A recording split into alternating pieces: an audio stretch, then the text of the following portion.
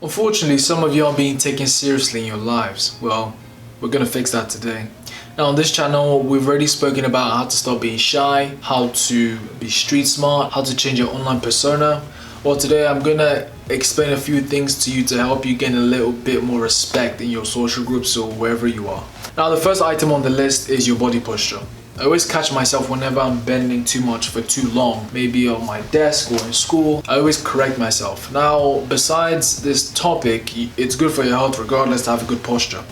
But whenever you're bent over like this, it makes you look timid and it makes you a target for people. If you're talking to someone and you're hunched over like this and you're just closed off to yourself, how can anyone really take you seriously? How can anyone want to listen to what you have to say? Now, you want to have this expansive posture. You want to have your chest out, you want to have your shoulders back. You always want to maintain a good posture regardless of things. But when you have this kind of posture, it makes you look more confident, thereby making people respect you a bit more. Now the second thing that you need to work on is the tone of your voice. Now you need to speak with confidence. You don't want to ever be too low. Now for example, if I made my videos like this, I don't think any of you would really watch my videos, right? Now I'm not saying be aggressive, loud or obnoxious, but you want to speak with energy and enthusiasm and confidence. Now this blends into learning or improving your communication skills. You want to be more compendious, you want to be more articulate with your words, because it just makes people want to listen to you and thereby making people respect you a bit more. Now the next item on the list is your style. Now people are going to address you the way you're dressed. This is something that I've been hearing all my life. You can carry the same person, the same guy. You can put him in a three-piece suit and send him to an Italian restaurant.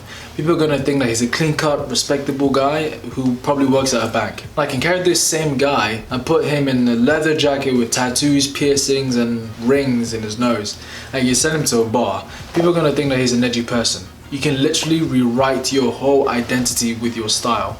Now let's think about the guy in class who's a nerd, who has no social awareness and who can't speak up and who has zero style. You know, he improves his posture and he improves his style. He doesn't even have to speak at this point. If you send him to that Italian restaurant and he walks in, people are going to think that he's a respectable person by default. So think about that. The next item on the list is your eye contact. Now you don't have to stare at people like a creep, but you always want to maintain positive eye contact whenever you're with people. This is very important when you're at a job interview, you're on a date, or you're just speaking with people. If you don't look at people in their eyes, some people are going to take it as an insult. In fact, I remember this guy who works at this game shop that I usually go to. He never looks at me in my eyes. He's always looking at the floor, on the ceiling.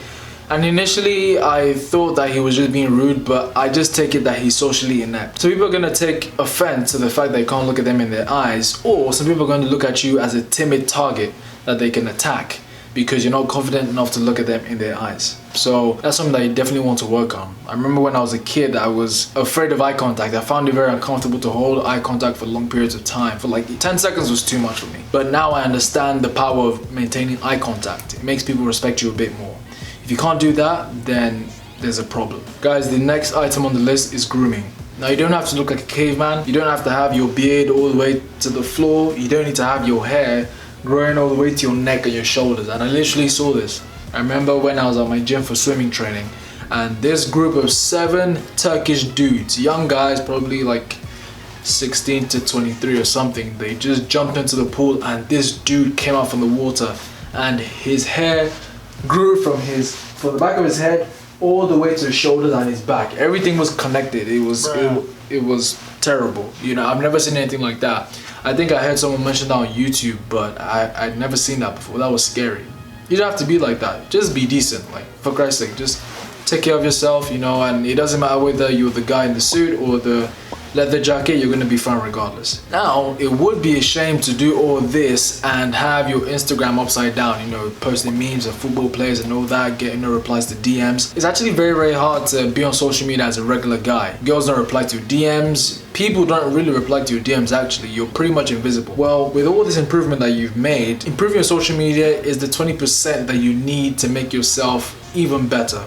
So click on this video to learn how to improve your Instagram. Now before you leave, don't forget to leave a like down below, don't forget to comment and subscribe, and also share with people who would benefit from this, and I'll see you in this video.